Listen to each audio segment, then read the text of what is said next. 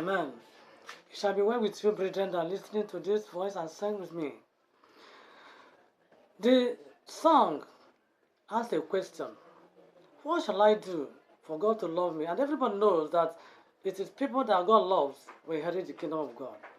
Yes, especially, see, let me tell you something. The love is reciprocal in terms of entering the kingdom of heavens.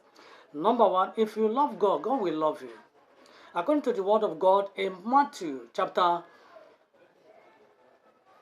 22, verse 39, and even Mark chapter 12, verse 29 to 31, and Leviticus chapter 18, verse 19. Yes.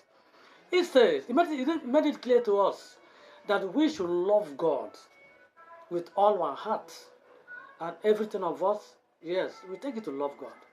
Mind you that anybody that loves a family man must love the entire family members. I mean the children, the wife of the man. If we love God, we should love the children of God, people that God created.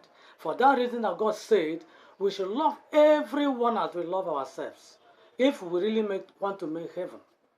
Because these two commandments is far greater than sacrifice.